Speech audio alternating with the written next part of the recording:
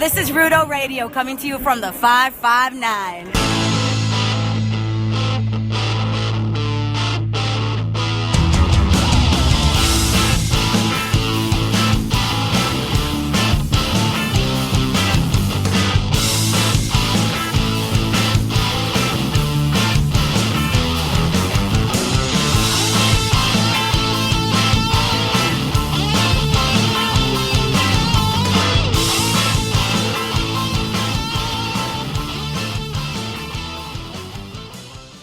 Hello, and welcome to Rudo Radio, SB Nation and Cage Side Seats, weekly wrestling podcast. I am Nick Bond, joined as ever by Mr. Mark Normandin. Mark, how are you? Doing well. I feel like you forgot who you're introducing for a second. Listen, it's a long name with a lot of syllables. I'm doing the best I can. One of those statements was true. It's like 13 letters long, dude. Yeah, it is. It is Mine's like 13 8. letters long. Mine's 8. Thank you very much. Oh, I'm sorry. For both of them, because, you know, I have a cool name. Like Max Power. You know, we could argue about letters and syllables and what constitutes a long name for a long time. But there's very important news from SmackDown that I feel like we need to open the show with. We just need to get right to it. Do you know what it was, Nick? The Dolph Ziggler Apollo Crews match? That is maybe the 10th thing I was thinking of from SmackDown. What were there? Like that was number one in my heart. Oh, okay. Well, the big, huge surprise was that Randy Orton wore pants. Of course he wore pants. He was outside. Randy Orton doesn't own pants. Randy Orton rented pants in the past when he was in Evolution, and I'm pretty sure like he didn't rent those himself. You know, other members of Evolution went and got those. And like, Randy, you can't wear a suit jacket and not wear pants. That's just not a thing. Which is bullshit. CM Punk looked great in it. Okay. But I will say this, that he had to wear pants. Too many thistle bushes at the Wyatt compound. That's true. I guess you don't want to go wading through a swamp in just your trunks. Also, here's a question. Also, he set a place on fire. Yes. Okay. I wasn't sure how to breach that. Did he? Because I was kind of half paying attention to him setting things on fire. Because did he bring the gasoline to the compound, or was the gasoline already there? I mean, I don't know. I haven't seen like the budget expenditures for the Wyatt compound, so I don't know how much they spend monthly or yearly on annually, I guess, to be professional about it, on gasoline. But I feel like he must have brought it because, like, why? Because to me that implies there's a local gas station by the Wyatt compound. Well, I mean, maybe you put these things in situationally. Those lamps. Oh, that's where the oil came from. Excellent. Well played. And then you just had that big stick match, which seems dangerous. Well, you needed that because he still had gasoline all over his goddamn hand while he was lighting a match on television. Yeah, he did. I was just like, oh no, Randy. Oh no.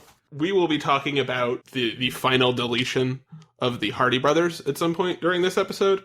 But this felt like the first time they were actually able to pull off like outside of Heath's trailer park. This was the first time they were able to pull off like, hey, we're going outside the WWE universe. Like, I thought that, like, in all seriousness, it was really shot well. I thought the spot of him doing the Randy Orton pose in front of the fire was actually really cool. It is the greatest wrestling thing that Randy Orton has probably ever done. Like, not wrestling move or whatever, but, like, just fucking absurd. This only makes sense within wrestling. Weird thing you would want to show someone, and your response to why it happened would be like, wrestling? It is Randy Orton doing his goddamn pose in front of a building he just set on fire. He's the best. I love Randy Orton. I am legitimately nervous about a lot of things involving this storyline, but I really loved that shot. I also like the shot, they did the reverse shot of him looking at the fire, and I thought that actually worked really well. Yes. It made it feel like, but it also made it feel like they were in a three-dimensional space, and he wasn't just like on a soundstage kind of thing. Yeah, and I think they did a really good job of like going back from Randy Orton, like just kind of reaching his weird like viperish ecstasy, setting the fire, and Bray Wyatt's face, and like the sounds Randy was making and the sounds Bray was making, just like shooting back and forth between the two. They did a really great job of that, of somehow like marrying this pre-taped backstage thing with a live segment in the ring to make it all feel like it was legitimately just happening right then. That's hard to do. Is this turning Bray Wyatt face? I mean, Bray's already kind of face. Well, that's what I mean. Like, Yeah, is this kind of like the literal come to Jesus moment for him, where he's like, listen, I've been kind of an asshole for a really long time, but I've seen what true evil is. Man, I don't know. I mean, it all depends on the reaction next week, because if Orton comes in and then he's like photoshopping like horrible things he did to Sister Abigail's ghost and shit, then like, I don't know. And it's like, oh, well then Randy's probably the face because WWE. What does this mean for Luke Harper is the other question I had. Ooh, not quite there yet. I still had a joke to make about how this has shown that Randy has grown because he didn't take a dump inside of Bray Wyatt's gym bag. Or in the bag carrying Sister Abigail's remains. I'm kind of hoping that it turns out that he didn't actually destroy Sister Abigail's resting place because she's not resting there anymore.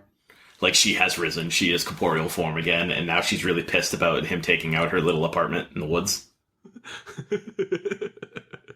I like the idea that she just has like she lives in a tiny house. Like, yeah. Oh man, it was so great. And like, you knew Randy was going to turn eventually. Yes. So that part's not a surprise, but the way he did it, where it's like he shows up in the woods with gasoline, wearing pants.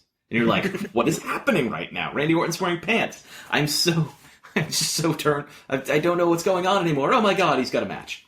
Were you going to say you were turned on? No. Because man looks great. He's a very handsome man. Again, I'm mildly confused as to what happens with Luke Harper. Does like he join back up with Bray? I don't think so, because if you think of the timing of when Orton did this, he waited until Harper and Bray were really separated. He waited until he broke the family up. He waited until he was clearly the lieutenant. And then he literally and figuratively set shit on fire.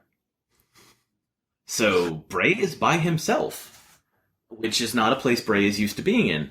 However, Bray was by himself in the Elimination Chamber. Bray was by himself in that fatal, triple threat match where he retained the championship. So, Randy might be in Bray's head, but it's also 30 plus days until WrestleMania, so, Bray might be over it by then.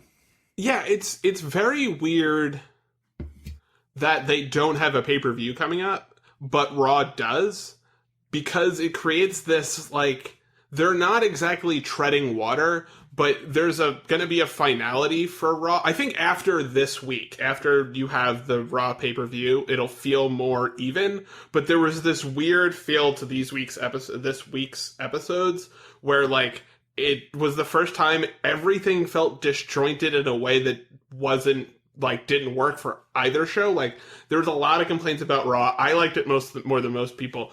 But I also feel like SmackDown was a relatively, like... a lot of stuff happened.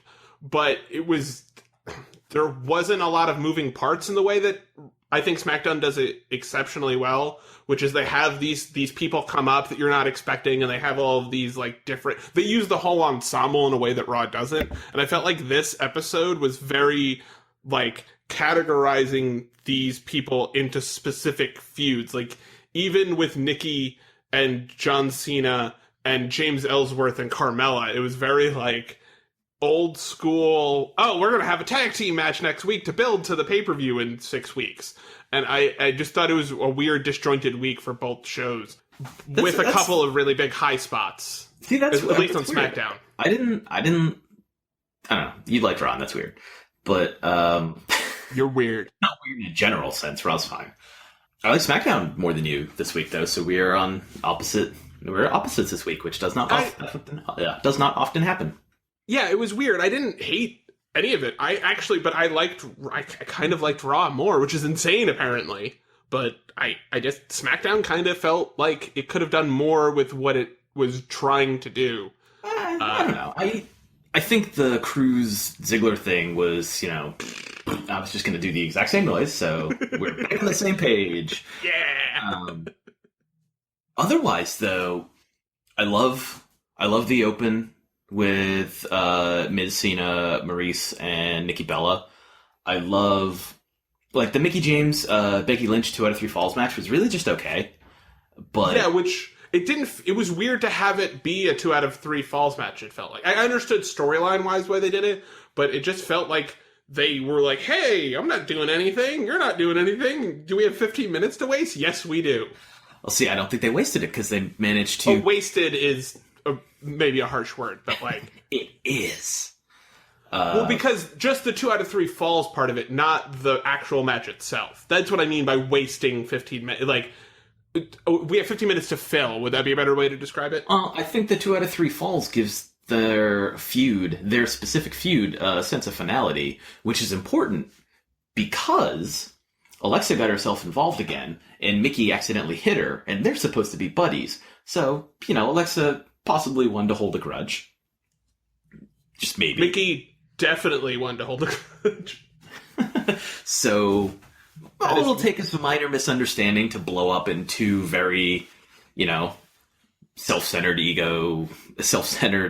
heels' faces. Mickie looked great in the match. I mean, she is fantastic in the ring.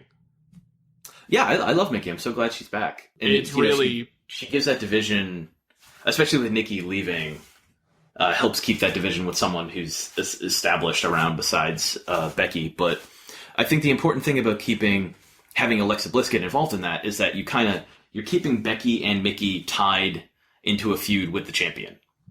And Natalya backstage kind of threw her hat in the ring to be like, hey, Alexa, I see you now that I'm done with the Nikki Bella thing and I need something to do. That something is take the title from you.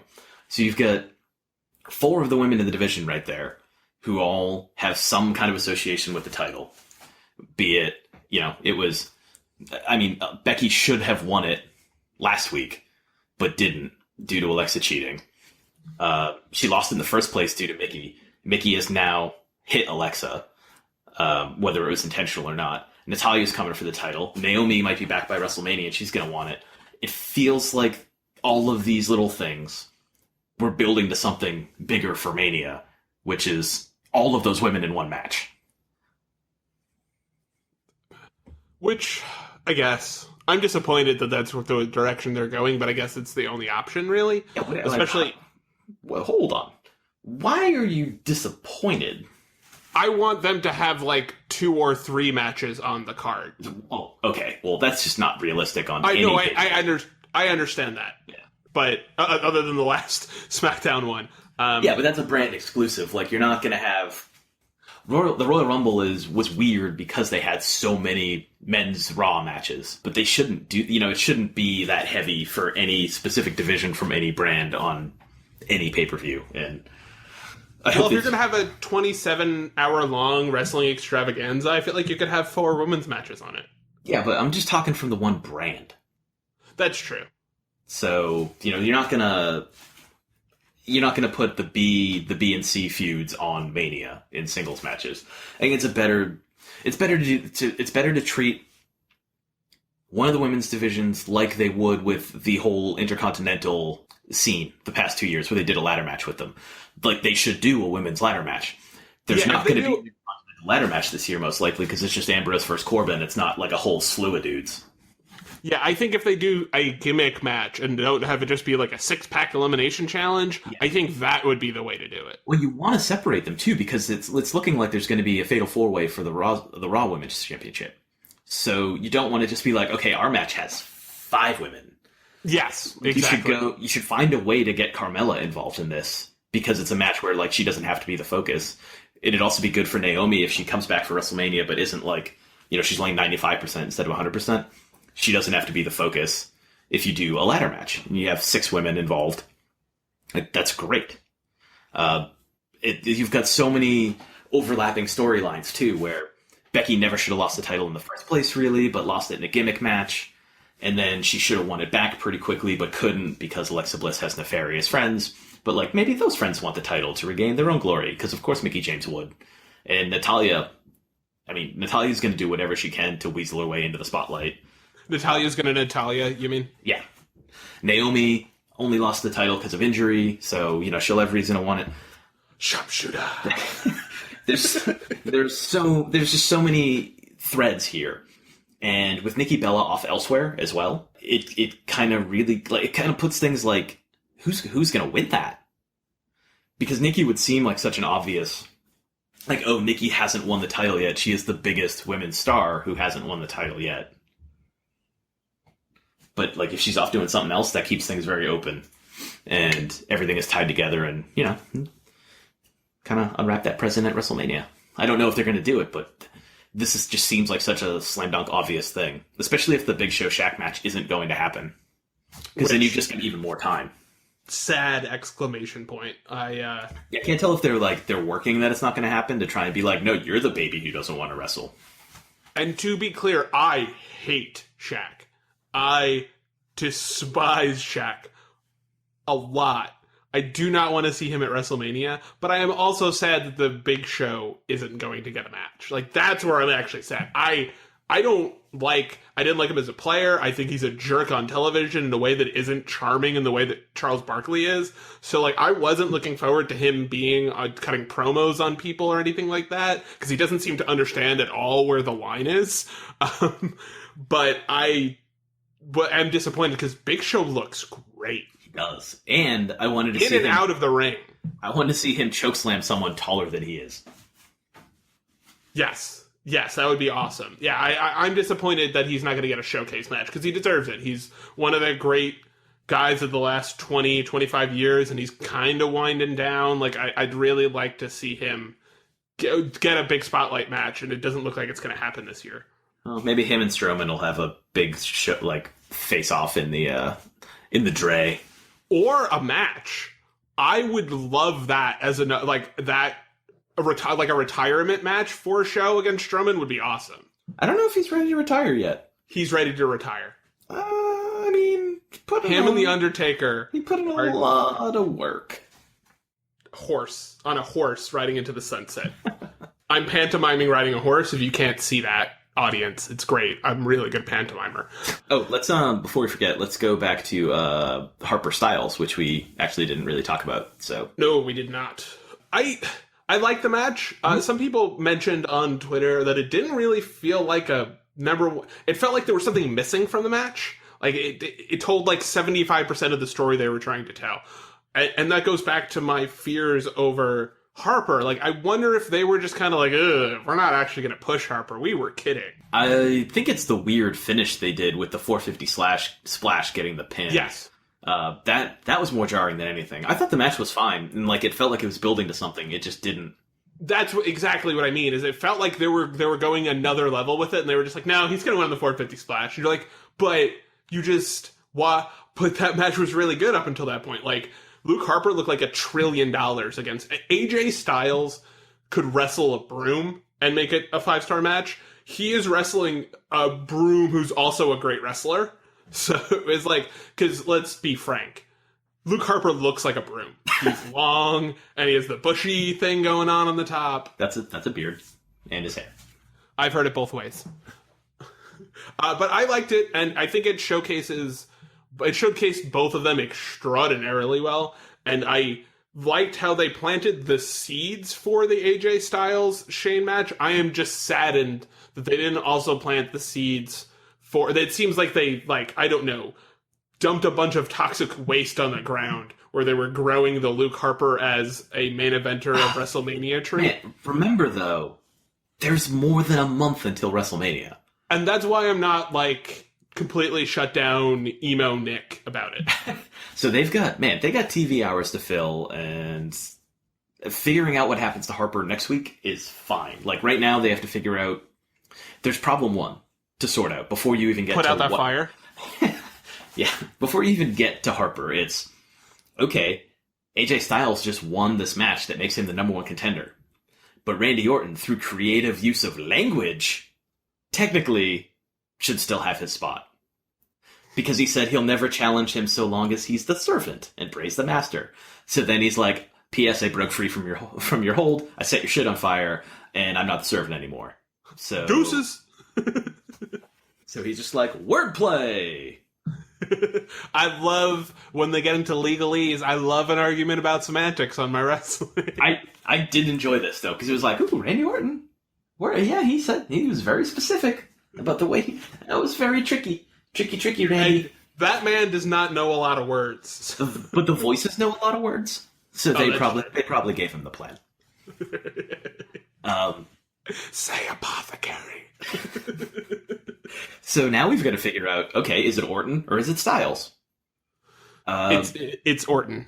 Spoiler alert. Whoa. Wow. This isn't a prediction. It's a spoiler. There are multiple ways you get to Orton. I mean, because you have to settle this at some point in the next month. Presumably next week or the week after. You either have Orton and Styles fight for it, which is another thing that could piss AJ Styles off against Shane McMahon. You have Shane just be furious about Styles letting him get kicked last week. And just be like, I'm siding with Randy because fuck you, that's why. You could have another situation where Shane kind of gets involved in the Orton-Styles match, but this time Styles just like completely blows his top. Sorry, I'm actually thinking about Shane McMahon saying, because fuck you. That's why. Because they have shown no, like, worrying about cursing on... I don't know. I'm still very disappointed that Shane and... like, they're doing Shane and AJ. Oh, yeah, I don't want it to happen, but I appreciate that, like, the build has been good. Yeah. The build's been fine, and Styles will carry him to a watchable match. Or maybe, I don't know, Shane will feel like he has to kill himself, and hopefully he'll, not. but will be, like, entertained out of it, like we were with Shane Angle, where it's like, oh god, don't do that. Oh, that was great. Don't ever do that again. Why? Him throwing him through the glass the second time when it doesn't work the first time. Well, you didn't go through the right glass. Before we get to the talkie seg, the Miz TV seg, I did want to talk very briefly about Baron Corbin and Dean Ambrose. Baron Corbin is really good on the mic. He sounds like he's reading lines, but he somehow also sounds like he means everything he says. Yes, that in that way, he seems like he takes to heart. He's actually saying those things, but he's the type of guy that rehearses what he's gonna say beforehand. Yeah, he's just it's believable. His character, and this is the case with everyone on SmackDown. And I thought about it last night when Dean Ambrose made the joke about not all women liking to be enjoying being called sturdy, but the writers understand the characters so well. So, yes, Corbin might be saying these things in, like, his specific way of saying things that sounds like he's remembering his lines, but everything he says sounds like something Baron Corbin would say. Exactly. So we're okay with the way it's said, because that's just the way he talks. That's just, like, the inflection that he puts on things. I really loved that segment. I thought from beginning to end there were some complaints that they, like, made a joke out of it at the beginning, but I felt like Dean Ambrose made a joke? I know. I think Dean has posited himself in the same way that Deadpool does, as a guy who deals with the shit in his head through humor, like projecting out a humorous persona. Like, he's the type of guy that cracks a joke at a funeral. I can't understand what you mean. I was really hoping you wouldn't say that, but you soon will. Yeah, I think he's really, like, that is his personality and that is his character. And I think that both of those guys had a very true to their character moment. And I'm really excited for, if not the match, which I think might be a little underwhelming because it's a Dean Ambrose match. Dean Ambrose versus a big guy, though. Because it's a Dean Ambrose match? If you're going to have solo Dean Ambrose, for Dean Ambrose. Dean Ambrose. I like it. Keep it. That's what you want. You want him against a big guy. Solo Ambrose. Yeah, I also don't know if because I feel like their shtick, like them just destroying each other, will not work for more than 10 minutes. It only has to work for 10 minutes. That's true. If they give him, I also hope to God they give him a gimmick match for the love of all that is holy. Man, even if it's not a gimmick match, just... Even no DQ is enough for me. Them deciding it's a gimmick match. I'm going to throw you through stuff, bro. I like getting thrown through stuff, bro. That was a nice point where Corbin, like, showed he understood Ambrose's character, where it's like, oh, you love being punished. That's fine. I'm going to beat the shit out of you. It's going to be great. Both of us are going to have a great time. Yeah, and that's what kind of made me feel better, is that it's just going to be him beating the shit. He's going to have, my hope is they have the match that Ambrose should have had last year with Brock Lesnar. Oh, man, let's not even talk about the chainsaw that didn't get used again. Wrestling. Like, Lesnar should have been laying on a table. I'm going to talk about it now. Lesnar should have been laying on a table. Dean should have revved that thing up, and Lesnar should have rolled out of the way, and Dean goes through the table, and then, like, Brock beats him to death with the broken half of a table or something. Like, there was something you could do without someone actually being hurt by a chainsaw. You'd also have to have a working chainsaw, which... You could do it. You've got the budget. But you don't have the insurance if someone chops off a leg of their colleague. Okay, like, that's ever stopped a wrestler before. Especially Dean Ambrose, who was in, CCW. Oh, I mean the WWE. They were like, we're not giving you a functioning chainsaw. Do you have any idea of the liability on this kind of thing? They'd be fine. Okay. Michael Cole lost his leg. It's fine. It's fine. It'll grow back. And then there is I guess a controversial segment opened Raw, other than them watching the video of AJ Styles not landing on the ground at the same time as Luke Harper being like, who can tell? Was the Miz Cena promo off, but it wasn't a normal John Cena Miz promo off. It was Miz cutting a 10-minute promo on John Cena while his mic was cut, and then for some reason giving him an opportunity to speak. John was fired up. Understandably so. I mean, Miz had said a lot of rude things and botched only like half of them. Oh, come on. Just because he said bleeded. He said a lot of messed up things, which I think, honestly, legitimately took me out of it a little bit, because I'm used to the Miz being like, he'll stumble a little bit, but he kind of, like, lost a couple of the balls he was juggling. Do you know whose fault that is, though? John Cena's. And John Cena ethered. Oh, my God. Miz. So, it's like those two dudes were playing horse, and Miz was like, watch this, I'm going to dunk on John Cena. And then Cena's like, oh, I can dunk too, and also, I just bofed you. That is exactly what happened. Like, it was, Miz did a yeoman's job of cutting like a really cutting promo on John Cena, and John Cena was just like, he literally said, don't bring a knife to a gunfight. If it were up to me, if I were actually in charge, I'd be facing The Undertaker at WrestleMania. Like, dude just went after him. That was He awesome. was extra. It makes me feel like Miz and Maurice are going to win that feud. They're going to win the match at Mania, which is great because John can run Miz down all he wants, and if Miz wins in the end, he can just be like, told you so, John. I told ya. Yeah. I am very excited for that match. I don't necessarily want to sit through a mixed gender tag team match. I do if it ends with John Cena proposing to Nikki Bella. Oh, man. That's beautiful. Right? But she's a loser, and getting married is for winners. Because I assume they're going to lose the match. And he's going to be like, okay, we've lost, but we'll have each other forever. Yeah. Just, then we have... That's a way to do 50-50 booking that makes everyone happy. Yeah. Again, we are married men, and we are winners, Mark.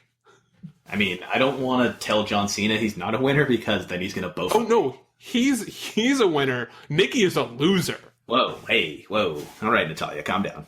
Did you have anything else you wanted to add about the John Cena Miz cluster kerfuffle that's about to happen at WrestleMania? I'm not excited about mixed tag wrestling in general either. I've talked about it a million times before, but I am psyched for this match because I think if you give it time, you can have 2 effective singles matches at the same time.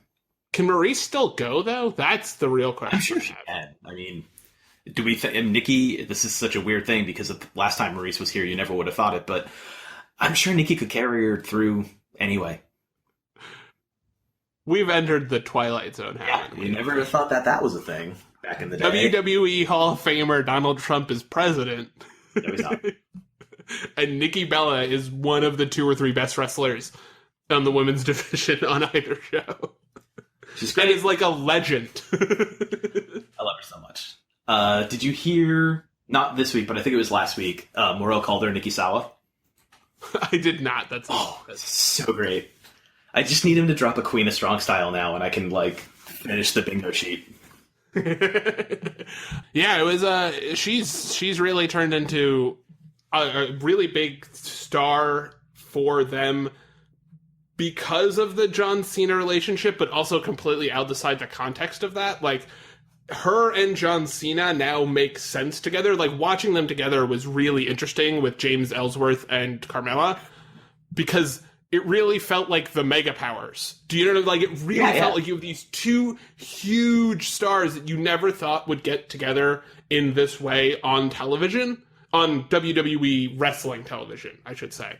But they've kind of forced their own hand, probably intentionally. And it was almost like when Stephanie and Triple H were like, hey, we're married and we have been for years. We have kids together. Yeah, it's something. And it's so weird. Was that the first time they were really interacting in a ring together pretty much ever? Pretty much, yeah. I can't, I don't remember going that far back. I know before they left, both Bellas were, Daniel Bryan's dual love interests. Mm-hmm. But they also are adorably in real life love, and you can tell when they're in the ring. He is... Normally, you feel like a guy like John Cena would be like, oh, okay, I'll do this because, it's my job. But he seems to actually be excited to work with Nikki, which is also really cool. Yeah, I think it's really going to help that match. Even if that match at Mania is just a really cool house show match, if you do it right and they do go through with a proposal, and I say this just because, we've talked in the past about how they really unify all of their television, and that's been a storyline on Total Divas, Total Bellas for a while. And Nikki's kind of at that point where, in those shows where she feels like it's never going to happen. And now you've got Natalya being like, you're going to die alone. So, literally saying, you're going to die alone, Nikki. And you won't even have your looks when it happens. Well, Mickie James is back, so... Too soon? Sorry. Oh. Remember, she didn't die when she got pushed in front of that train. No, I meant that she cheated on John Cena, and that's the reason he left his wife. Oh, I thought you were talking about her being dead. Oh, also that. Yeah. There's so many things. But hey, let's transition to some TNA news. What podcast is this? The TNA podcast. It is TNA Mecca, actually. It's the official TNA Mecca podcast. So, a bunch of weird shit, and by weird shit, I mean the most TNA shit ever happened over the last week, which is they've gotten rid of, a quarter of their biggest stars, it seems like. Through shoddy contract negotiations. Yeah, where they... the biggest name was the Hardy Brothers, or the Hardy Boys with a Z. The Broken Hardys, some would say. They are not going to resign for a number of different reasons, some of which are very inside baseball, and some of which are why would I sign a contract that says that? Some of which are the new president of Impact saying, essentially, go fuck yourself and sign with WWE then. Yeah, they wanted 10% of their earnings outside of TNA without realizing. That's the rumor, right? Yeah, that was a rumor. Jeff Hardy is one of the biggest stars in the business in a very long time. Matt Hardy is a great businessman for himself. Those two guys being like, TNA, you know how we're way bigger stars than your entire company has ever been in the history of your company's anything? You want us to pay you for us making you guys money, is essentially what they're asking them to do. And they were both like, no, that's insane. And I'm very happy for it because it probably means we're going to get the Broken Hardy story, I'm guessing, on WWE television, and I can't wait. I mean, with them guiding the production and WWE's people, you would do some amazing things. Plus, there's opportunity for the New Day feud. There's opportunity for a Wyatt feud, if the family gets back together. But there's all these cool things that, like, they've been, Hardy's been tweeting about, Matt has been tweeting about for, months and months and months. Like, you could do all these things so long as McMahon allows it. I'm just thinking of what Jeff Hardy would tweet, which would be, like, pictures of weird metal sculptures he made in his backyard. So, yeah, the Hardys are available. WWE reunion seems likely at some point. I mean, they could go anywhere at this point, but I guess the main concern there is essentially how much control will WWE give them. But if they're just in the tag division and they're like going to do weird Hardy shit, they'll probably have, more. It's not like they're going to Hogan their way to the top or anything. Yeah, they'll just be. They kind of let the New Day get away with a lot of stuff. They gave them a lot more creative freedom. They give you a lot of creative freedom when they do not give a shit about what you're doing. Yeah, are you selling merch and moving people to their TV screens? Great. We don't have to put the title on you at any point? Great. Super. They weren't the only ones. The other team, I guess, because there's one other person after this, but Maria and Mike Bennett also, they almost came to WWE, is that right? We were talking about it before the show. They almost came to the WWE. The rumor was before they signed with TNA, WWE wanted to put Maria on the main roster and put Mike Bennett in NXT, which, Maria was like, no, we could just sign together in TNA and actually work together, which makes sense. They've been doing that, with Japan and the Indies and everything. That's what they've been doing. And TNA was still more money than they were making. So, yeah. Like, I could totally see them perhaps going to NXT together or the main roster together, but splitting them up makes no sense.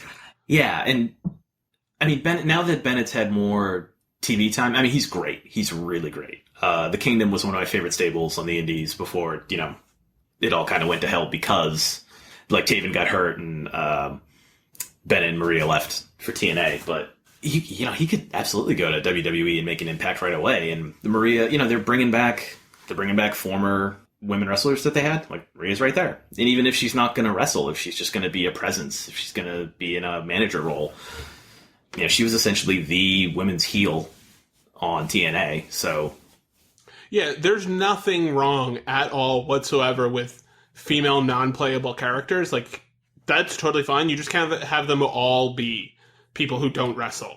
And they have more than enough female performers that it doesn't feel like they have just these women as, like, objects to be oogled. Although they do have some of those characters in WWE, they can have them and not have it be, like, the only thing that's going on. Yeah, it's just like having Tyler Breeze and Fandango. They're there to be looked at. Yeah. Especially Johnny Curtis. That man has great set of pecs. Speaking of a great set of pecs, no, actually don't know. I haven't seen Drew Galloway in a long time.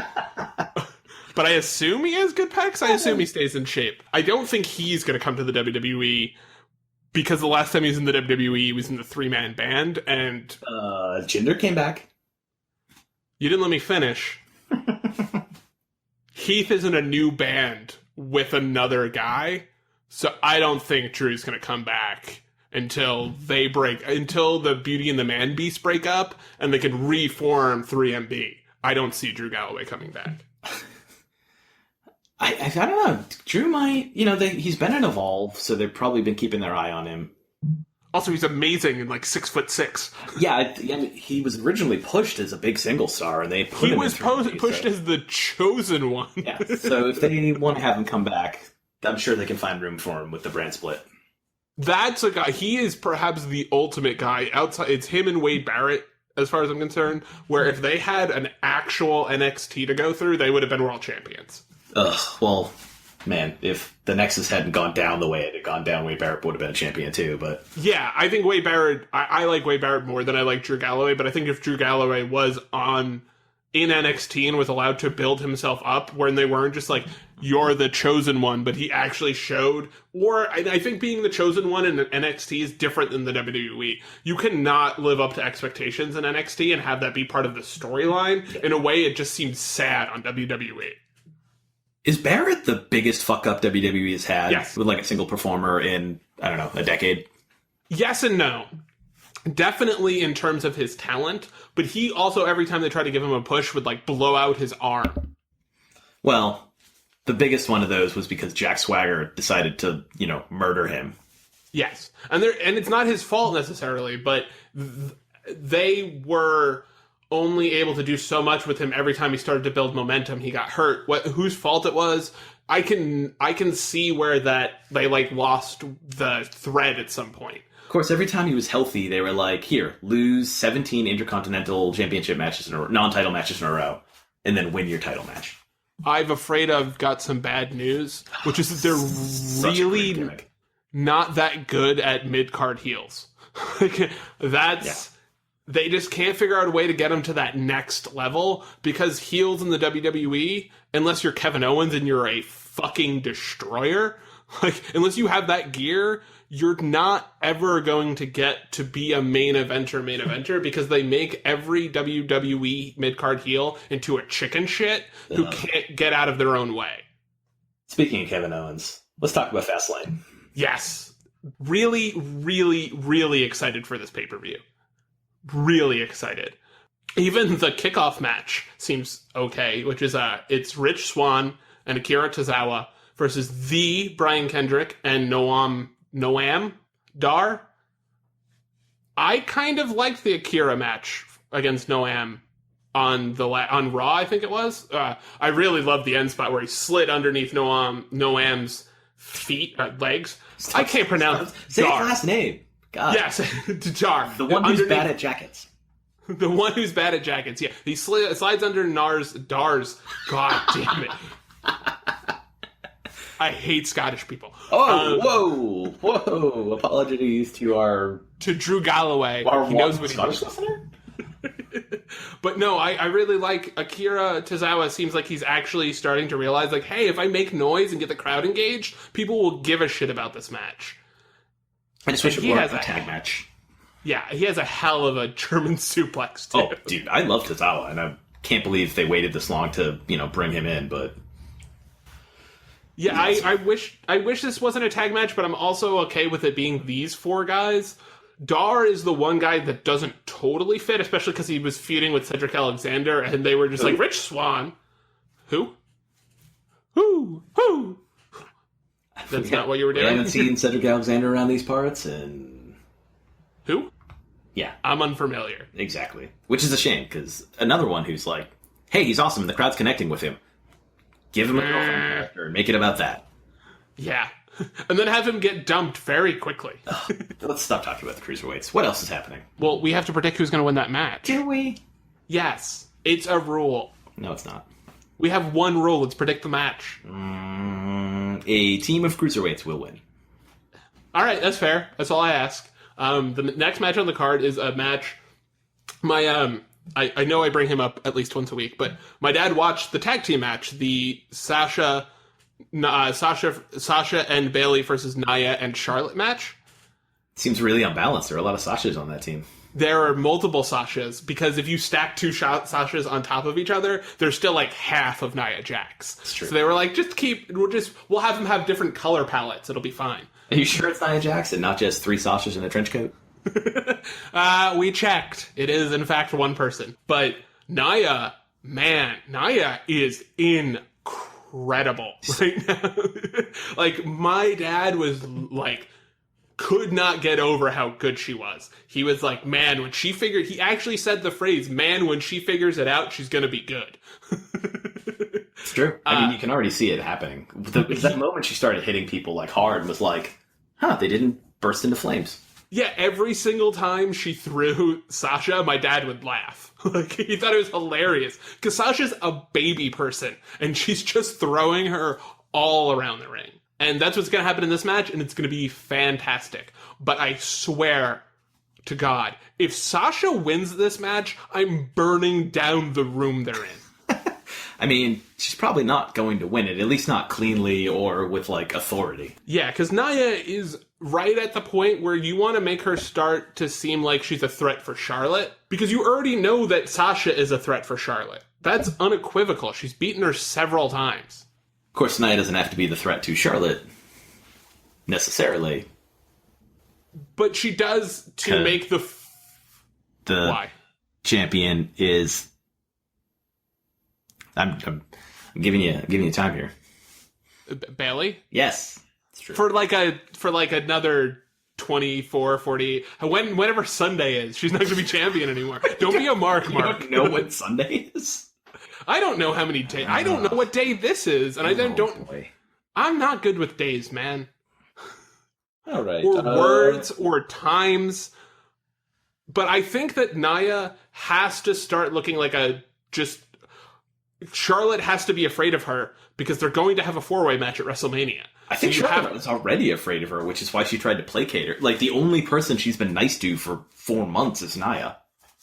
And Dana, she lets her stand next to her. That's not nice. That's Charlotte's definition of nice. The only person that, like, another human being would believe is nice is Nia Jax. Yeah, no, that is fair. But I really like the dynamic, and I'm really happy with Nia, and I really hope she wins this match. I will be genuinely disappointed if she doesn't. Yeah, if she doesn't win, it better be because something weird has happened, but it still helps build into a fatal 4-way story. Yeah, like hecka shenanigans. Like, I want, I don't know, balloons, something. Sasha just pulls a crutch out and starts beating her with it. It's like, I don't even care about winning. I just want to hurt you. That'd be fine. I'd be totally fine with her. I'd be fine with her losing via disqualification or something, or winning via disqualification. I just need Nia to not lose to Sasha in a real match at this point. At some point, fine. But right now, Nia's on a hot streak. She's really coming into her own, and they have a tendency to be like, oh, you were coming into your own, but we're going to have you lose for no reason. And I really don't want that to happen. They've been doing a good job with Braun, so hopefully they also protect Nia. Since they started their pushes in the similar fashion at the same time. So yes. All right. Is that pre-show? Is that the whole pre-show? I think that's the whole pre-show. The first big match on the card is the tag team championship match between Luke Gallows and Carl Anderson versus Enzo and Cass. I do not give a shit about this match on any level. Oh God! There's literally no way Enzo and Cass win this match. None. And I just don't care about Enzo or Big Cass at this point. Okay, so this is the question of Fastlane. How many of these matches are going to have a clean finish? Because if you're setting up probably for a tag team championship triple threat at Mania, most likely, Sheamus and Cesaro are going to get involved in this, right? Which probably means there won't be a clean finish. There won't be a clean finish. Sorry. I do not give a shit about this match. Like, because there's no consequence. Nothing is going to happen in this match. Nothing. I mean, they're going to set up the triple threat. That's what it feels like. That's our only hope. Yeah, because I love Cass. Main roster Enzo. Terrible bad. I swing wildly back and forth between, hey, it's the old Enzo again, and, oh, God, it's that one. Why is his dick out? Well, even Cass looks like he wants to, boot him in the face. So. Yeah, and I like that dynamic of him just being like, dude, you need to chill. At some point. I hope they break up, and I hope he hits him with the big boot right in the face. Just... It has to be as a face. It has to be as a face move, though. Enzo just isn't learning a lesson or something. But yeah, I don't see a finish to this match, and I don't see a clean finish. I don't see a clean finish to how many matches are on the main card? 1, 2, 3, 4, 5, 6. It's this, then the Neville Gallagher match, Sammy's, Joe, Bailey, Charlotte, Braun, Roman, and Kevin Owens, Goldberg. So I think at least half of the matches in the main card will have screwy finishes. Yep. Which is fine. It's the pay-per-view before WrestleMania.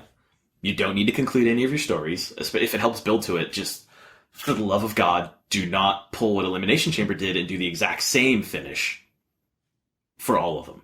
No, it worked really well. It built a theme. Just do different things. The theme was disappointment about this show. Oh, I just realized all of the screwy finishes are going to be exactly the same. Yep. Because Welcome to Thunderdome. Sheamus Cesaro will likely interfere. Undertaker is likely going to interfere in Roman Reigns Strowman. And that's how we officially get Roman Reigns Undertaker. And how we keep Strowman or Reigns from losing heading into WrestleMania. Jericho has to show up, right? I think so. Like, what? I mean, he has to. It just seems like... They wouldn't have him attack him in Germany if he wasn't going to show up. The question I have about Jericho showing up is, does he show up to help Owens retain it in order to then attack Owens and make it clear that he wants that title? Or does he help Goldberg win to take the title away from Owens? That'll show Greenberg. It's just, like, either way could work. But I also have problems with either, so I don't know. I'm getting way ahead on the card, but that's like, I'm excited for Fastlane. I'm just not expecting any resolution to anything, which is fine. Yeah. It's that time of year. No, and I totally understand that. So quick, who leaves the pay-per-view as champion? It's Luke Gallows and Anderson, right? Yeah, yeah. Okay. Great. Then WrestleMania will have one referee per team in the championship match. And they'll all get bro kicked at the same time. Hopefully. And then Cesaro will big swing them all at the same time. Cesaro says, fuck this, I'm going to SmackDown. The next match is Neville versus Jack Gallagher for the Cruiserweight Championship. Neville's going to eat Jack Gallagher's lunch, I'm pretty sure. Like, actually make him a lunch, give it to him, and then take it from him. He's going to give him lunch money. Take it back. Yeah, I love Jack Gallagher. This would be the biggest upset in wrestling history. Oh, man, unless they're going for, like, Austin Aries versus Gallagher at Mania, which I don't think they're doing. Like, there's no way you take it off of Neville now. Oh, God, Austin Aries could interfere in this. I hope so. That would be fine. That would be the only... I actually, to be fair, though, I'd be fine with Gallagher winning the championship, especially if they did it, quote-unquote, right? But I just don't see it being anything other than shenanigans, and that just puts him in a disadvantageous position to start off, because there's always going to be the question. You can't give a face that type of title. Man, it was tough. It was a little tough when Neville was like, you're a boy and I'm a man, and you look at the two of them and you're like, oh, yeah, that's accurate. Yeah. You look like Sasha Banks, and he looks like Nia Jax. Which is fine. You don't need to be huge or muscular to win or whatever. But when the dude across the way is big enough to eat you, especially if you're a cruiserweight, like Neville managed to be twice the size of Jack Gallagher and still fall somewhat under the weight requirement. Yeah. So we'll see how that goes. I think Neville retains, though. Yeah, I'd be shocked. Yeah, I think we'd both be shocked. And I think now at this point, I think those are going to be good matches. I think especially the last three, the Sasha, Nia, the tag team match might actually be enjoyable. I don't think it's going to be a great match. And I actually think the Neville Gallagher match is going to be pretty good. But the next four matches are fire emoji, fire emoji, fire emoji. Sammy versus Samoa Joe is going to be lit. Especially because, man, Sammy is going to get murked. But he's going to do that thing where he has no idea where he is, and he's going to keep trying to stand up anyway. So we're all going to be it's one of those matches where Sami Zayn is going to win even as he loses. Yes. Which is pretty much every single Sami Zayn match against a big-time performer. I can't say enough about how they've built up Samoa Joe on the main roster. He has been a literal destroyer. He is just carrying that he's carrying the Seth Rollins and Triple H feud like separately from it, while also having his own feud, because he's the hammer that Seth Rollins has to be afraid of. He is the guy that actually adds stakes to the Triple H Seth feud, because Triple H is like the COO of the company. He can't just randomly beat up his employees, but given that he works at a fake fighting league, he can totally have his employees beat the shit out of his other employees. Doesn't it feel like Triple H is forming a stable out of his main NXT guys that will, be unveiled in Orlando? Yep, 100%.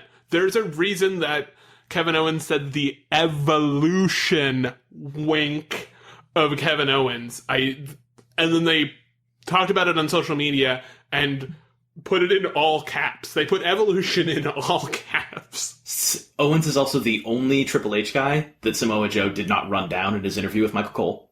Yep.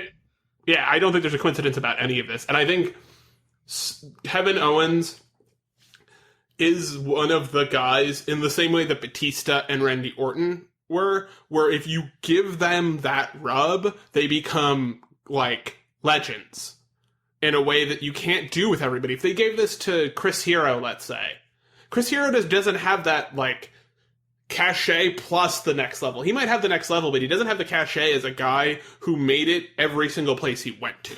Yeah.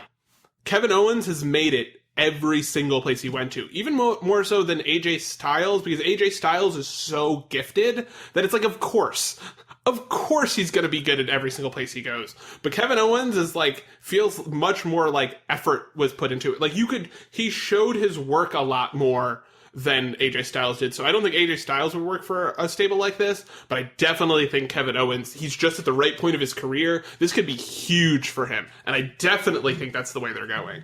So you think they do like a Four Horsemen style thing where Triple H is the J.J. Dillon of the group? Or do you think they do an evolution where Triple H is now the Ric Flair? He's Ric Flair, Kevin Owens is Triple H, Samoa Joe is Batista, and then Roman Reigns? No. You need someone really young who's obviously going to be a star. Maybe you get Seth Rollins? No. Young, very young. Like, it's filling an Orton role. Orton was like 12? Yeah, he was a kid when he showed up. Yeah. I'm trying to think. Dunn from the UK? Yeah, that would work. That would be a guy that you could really have just be like... or they could get Tyler Bate. That would be the best one. But, someone like that, that's one of Triple H's, like, pet project people. And you could do that. And if you... I'd also like Neville, though he's a little bit older. I would love Neville in a stable with those dudes. If you go the Horseman route where Triple H is really like, no, I don't want to wrestle anymore, but I'm going to direct all these people to kill everyone I need killed. I don't know, do you do Owens and Samoa Joe and then, like, the Revival? Yes. The tag team? Definitely. That's... four Arn Andersons? Yeah, I definitely think that if they do the Four Horsemen, the Revival have to be in, because there's no reason for them to A, still be in NXT, and B, to not come with Triple H when they get called up. Like, they are Triple H. Like, both of those guys are Triple H, like, mini Triple H's. It's no secret to say, like, the Revival's the best tag team in the world, but holy shit.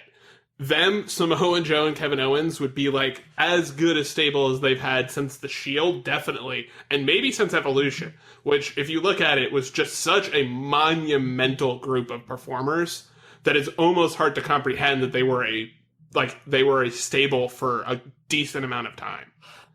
And, like, this is how you manage an authority angle without making it about the GM and the CEO and all that. You just have enforcers, a team of enforcers at the top. And then you've got your gatekeepers, you've got your clearly defined roles, you can build stories around them. At least they're performers who can, lose. They can win matches and they can lose matches. They don't just run you down backstage. Mm-hmm. So, yeah. You mean not the NWO? Yeah, please don't spray paint anyone, guys. I watched Slamboree, one of the Slamborees, and it's one of the few matches that the WCW wins, and the crowd loses their shit because they've won it so bad. And WCW was like, no, they don't want it. They want the NWO to win. It's like, But yeah, no, I am very excited about the hints they've been dropping. And I think that's part of it. Whether or not they do it, it's fun to dream. Yeah, it's good to leave these little threads that kind of go nowhere. It's not like it's exclusive to wrestling. You know, shows do that, where they it's just misdirection. And it's fine. It gives you something to think about and talk about. And God, wanting to talk about wrestling and see the next week is what it's all about. Yeah.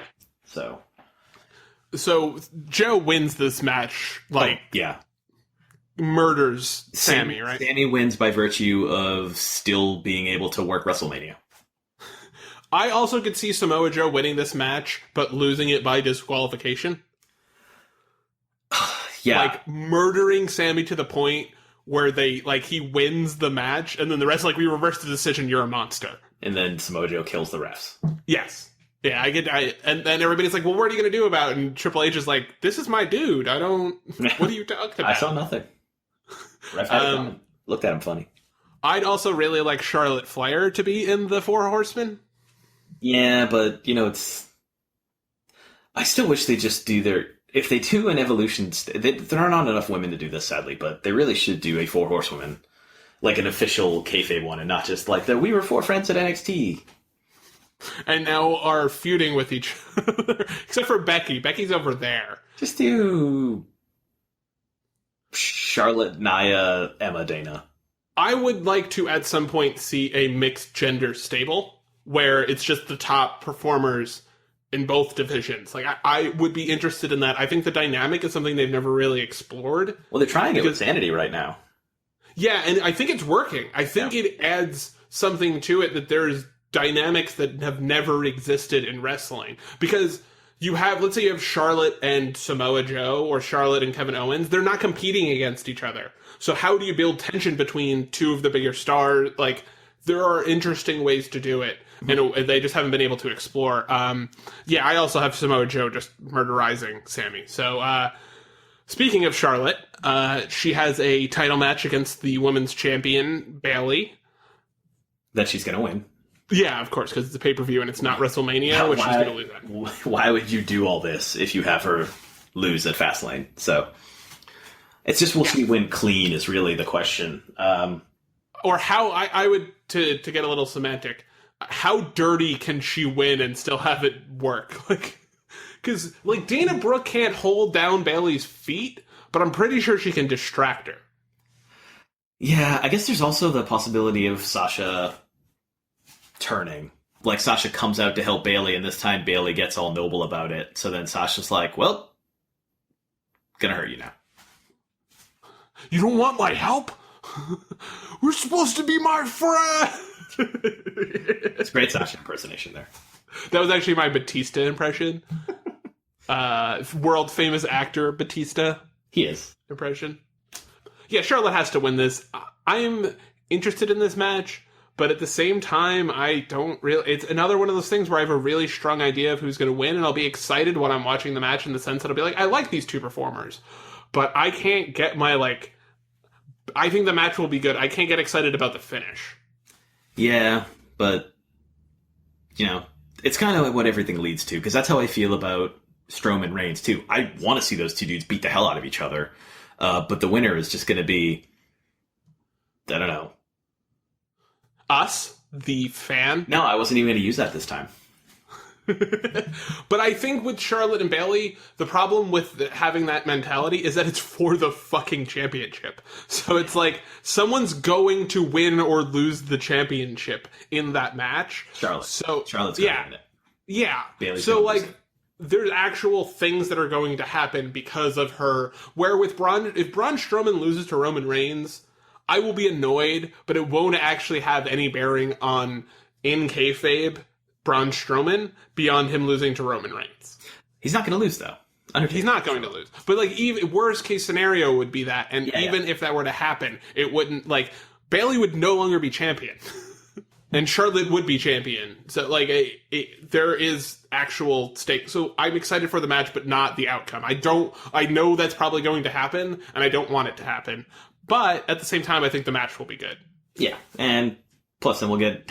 It's actually too bad we won't get another, Baller Raw pay-per-view match, because those have been the best ones. Yes. I mean, Raw Championship match.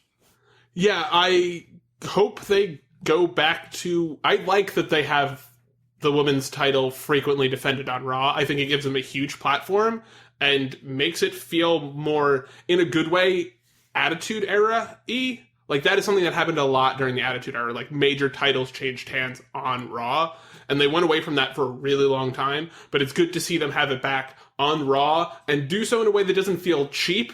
If it also does kind of feel like routine at this point, it doesn't feel cheap. Like, every time somebody wins a title on Raw, they earn it. It's true. And it's never Charlotte. Yes, it's always somebody else. But maybe that'll change. Maybe Charlotte will start winning. Only on Raw, and she can win. Ugh. And then her dad will have to come back, and they'll hug. And all right. Next match. The match of the night, Braun Strowman. Braun versus Roman Reigns. Versus The Undertaker. Versus The Undertaker, yes. Eventually.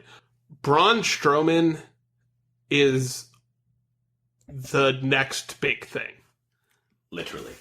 And it's weird to watch Roman Reigns, who was supposed to be the next big thing, just not be able to, both in kayfabe and in real life, like, get over on Braun.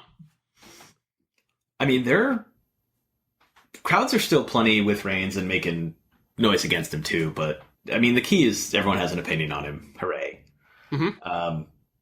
Braun feels like he's just kind of trending in one direction right now, where everyone is just cheering him. But I mean, how can they not? He doesn't even necessarily do heel things. He's just like menacing and smart and very, very strong. That's the Stone Cold thing. I'm not a good guy or a bad guy. I'm just a dude who likes hurting people. Also, he likes when people make him promises, he wants them to be honored. And he would like that in writing, please. And the or else, I've said this before when he first started using it, the or else catchphrase is awesome. It works so well for him because they literally say, it's not like, if you smell what The Rock is cooking, it's closer to like a super long form version of what's your name? It doesn't matter what your name is. But the punchline is him murdering people, ending them. Or else what? Roll tape. Babies getting eaten on television. That's what else. And they keep... I like that Foley's kind of originally was like, well, what do you mean or else? And now when Braun says or else, he's like, all right, or else. Like, he knows that... I've seen this movie. I know how this shit ends. Yeah, like you've said for a while, I'm inclined to agree that The Undertaker is going to win this match. He's going to show up. He's going to yell something about, dog in the house. My dog house yard. And then he's going to roll his eyes back in his head. You turn into a Homestar Runner character. A long, long time ago, my friend. Like I said at the beginning of us talking about this card, I am super excited for this pay-per-view, but this match in particular is one I would pay full pay-per-view. Like, if I wouldn't, back when the pay-per-views were, you had to pay for them each month, I wouldn't watch a lot of the non-Big Four until after they happened. This is one of the ones I probably would have paid to see, because I really would want to see Reigns and Strowman, even if I thought they weren't going to give us a real finish. I actively want to see these two wrestle a real match at a real pay-per-view for a real length of time. Me too. All their brawls have been so great. Awesome. And it's been crazy having... Reigns is capable of taking an amazing amount of punishment. And it feels like this is the guy who's actually going to push him to his limit. And there should be someone. There should be somebody that is able to... Who can actually, get through the first 14 layers of S.H.I.E.L.D. Yes. Yes. And that was not a pun, but it was a pun. Yeah, we're both in agreement. This ends in some sort of draw, with The Undertaker most likely coming out and donging somebody. Yeah, he's going to teleport in, and he's going to probably kick Roman Reigns right in the dick, because... Punch him in the dick. He's going to punch him in the dick. Yeah, dude... Dick Punch City. Dude loves dick punches. I mean, these are Undertaker dick punches. He, best striker in the history of our business. Oh, God. On your dick. All right, so Undertaker dick punch for the DQ. I was going to say for the win, but I didn't like the way it sounded, and then I realized, hey, it wouldn't be a win. Right? Yeah, especially Roman Reigns nuts. Are you in a Are you in agreement with me that this is the most interesting match, or do you think Kevin Owens Goldberg is more interesting? Because I feel like Kevin Owens at this point could win. I mean, it's a Goldberg match, so I can only be so interested in it. But the last couple of matches, I'm putting matches in air quotes because there have been like a minute-long entrances and then 30-second long matches. No, those are great Goldberg matches. I love those. The ones where it's all entrance and no... I mean, where Kevin Owens is legitimately saying in a promo, all I have to do is not lose for a while and then you'll suck. Yep. I think he has a real chance to win this match. I think he's going to almost win it until Chris Jericho shows up. But we'll see. I think what could happen is Brock and Jericho show up. Oh, God. And Jericho helps Goldberg, and Lesnar's like, no, I don't want you to have any happiness, and destroys him. Though I could be wrong because Brock would also want to be champion. Yeah, Brock would want, he's like, this is the easiest route to be champion. So. But what happens with Kevin? I don't want Kevin Owens to lose this match. He's really, like, he's having the leap right now. But he'll be so close to being Grand Slam champion already. That's true. After he wins the United States title at Mania, most likely. He already won didn't he? No, he won the Intercontinental. Oh, okay. I thought he was... That's what he defended at Fastlane a year ago. Right. Yes. I think this match will be the most surprising match of the night. I think they might actually work a real match. And I think, and I'm going out on a limb here, Kevin Owens is definitely good enough to carry Goldberg to a really good match. Oh, yeah. Yeah, I'm curious. That wasn't a limb. That was a very small limb. He is perhaps the best heel of his generation. He is there's a reason every major star from previous generations thinks he is the best thing since sliced bread. It's not a coincidence. He is that kind of special. And I think this is the first time they've been like, we agree with you guys. He is really that big of a star. He's going to lose to Goldberg, but the fact that they have him in a match with Goldberg and think he can carry a pay-per-view match with Goldberg is huge. Yeah, I'm disappointed about a lot of the circumstances surrounding it, like, Goldberg getting a Universal Championship win, but because I feel like the title wouldn't need the rub that Goldberg will give it if they had just, not treated their champion and championship like shit for 6 months. That's just one man's opinion. Listen. It's complicated.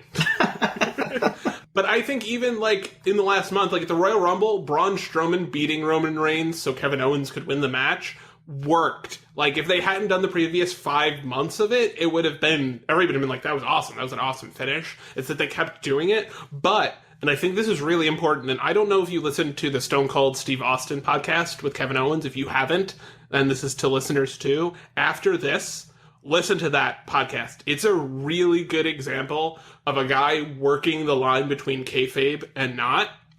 Because he talks about the segment with Chris Jericho in a way that explains both for him as a performer and for his character in the context of wrestling why that segment had to happen. It's really interesting. And part of it, he was like, I was focused too much on entertaining, and now I have to get back to what brought me to the dance, which was me being a monster who destroys people. And I think they've established why he was such a goofy heel that couldn't win matches without his buddy, and why this version of him is different. I think they've done a very good job of establishing that without making it seem like they're retconning. Yeah, it feels like Goldberg is going to be in for a surprise of the kind of guy Kevin Owens is. I could see him kicking out of the spear. I think they would give him that. I could see it too. And he tries to get the jackhammer, and Kevin Owens is just like, no, absolutely not. And that's where the end comes from, is him getting him up in the jackhammer. But I have a feeling he's going to kick out of something we're not expecting, because I agree with you. I think that Goldberg is way overestimating how badly he's going to beat Kevin Owens, and they like Kevin Owens way too much to just have him roll over. Because it's not going to be like Brock, where Brock is just like, well, I got this, bro. And also Brock could lose to Maria or Eva Marie, and everybody be like, hey, it's okay. It's Brock. Now, I want to see Eva Marie defeat Brock Lesnar. With a jackhammer? Yes. That's a good spot. That's a good place to end. Just picturing Maria that. giving Brock Lesnar a jackhammer. Steve and Marie. Yeah, so where can they find you on the internet, Mark? You can find me on Twitter at Mark_Normandin. That's Mark with a C. You can find my wrestling writing at Cageside Seats. Rude Awakening is there every morning at a little bit after 10. It's kind of my thoughts for the day on a wrestling story, along with a whole bunch of links that from both Cageside and elsewhere that you might have missed. Also doing wrestling writing at sbnation.com/wrestling. Although nothing for a little bit, because my leave ends next week. So I probably won't even be covering Fastlane, because Nintendo Switch comes out on Friday, and I'm going to play Zelda. Speaking of which, we will not be having an episode next week? Yeah, I have a meeting for work in DC next week, so I'll be in the middle of that and won't be able to record. So we'll be back the week after, and probably talking more WrestleMania than what happened at Fastlane, unless it's still tying together. But it's okay. You don't need us to recap 7 non-clean finishes. They're not dirty finishes. For me, you can find me at the Nixter. That's THEN1CKSTER. That is the 1 billionth time I've gotten that right. Believe me. And you can... The Goldberg win streak of podcast plugs. It's me and Asuka, the 2 greatest streaks in the history of our business, truly. You can check us out at soundcloud.com/Rudo Radio. That's RUDORADIO. And you can rate, review, and subscribe to us on iTunes. Mark, do you have a review this week? Of course I fucking don't.